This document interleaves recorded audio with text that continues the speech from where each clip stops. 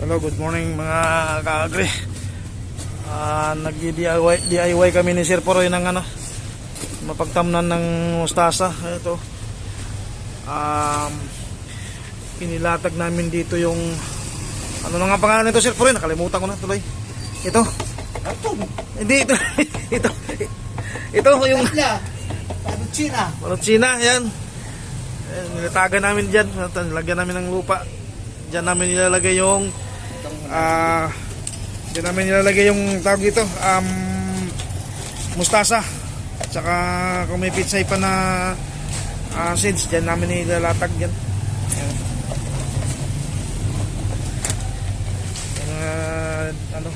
Diskarte namin ni Sir Poroy para makapagtanim ng gulay. So, madami kaming nahinging vermicast dito galing sa ITI, Agricultural Training Institute. Nakahingi kami ng vermicast. So ito yung vermicast. Hahaluan ng 1:1 na lupa para ayan. Kulang lang namin dito yung lupa talaga. Mga pa kami. Hagila pa kami ng lupa. Kasi sayang yung space na walang tanim. Marami kaming mga buto na nahingi sa BPI, Bureau of Plant and Industry. So, diskarte lang. Urban gardening. Ito. 5 sako to na nahingi namin sa ITI, Agricultural Training Institute. Ayan. Ayan. So, tawag ito. Update ko kayo pagka mayroon ng mga tumubo dito. Ayan. Ha? Buhusan mo lang ang buhusan yan. Yan, di mo na kailangan di mo na nga kailangan haluan pa ng vermicast mataba na yan Don Jobert, anong masasabi mo dyan sa diskarte namin ni Sir Poroy? Tama. Tama kami. Tatamaan kami. Tatamaan kami. May mga tama kami. Ginagawa namin gubat yung may gilid ng office. Yan ginagawa namin gubat. Kung tinali nyo sa sa ITI? Oo, hiningi namin yung sa ITI.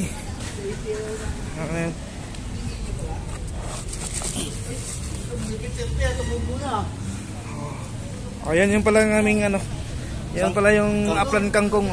Ayan Ano sir? Ito, damihan mo, lagyan mo ng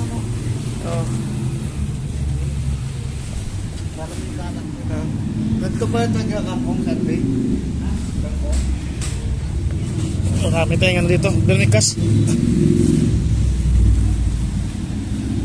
Tanim mo yung kape natin.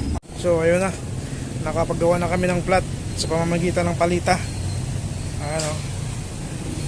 Bale 3 plot na yan, ready na para isaboy namin dyan yung mustasa at saka pitsay, kasama na yung upland kangkong dyan. Yan, kamay ng magsasaka. Ayan, dumi. Ayan. So yun, inaayos lang ni Sir Poroy yung aming pagtatamnan.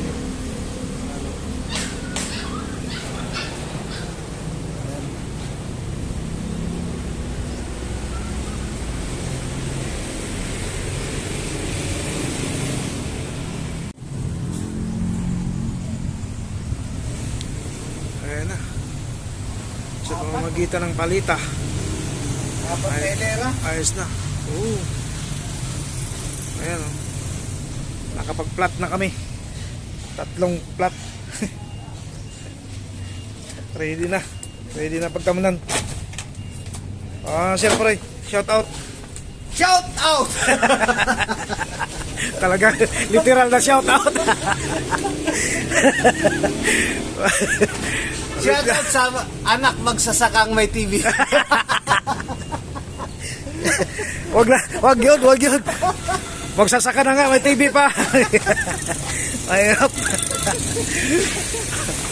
Ayan yung aming sitaw, meron ng ano. Ayan, meron ng bulaklak. Ayun lang, diskarte. Nakita kami palita sa gilid eh. So nilagyan namin ng lupa. Kita tayo ulit sa pag-harvest. Ayan.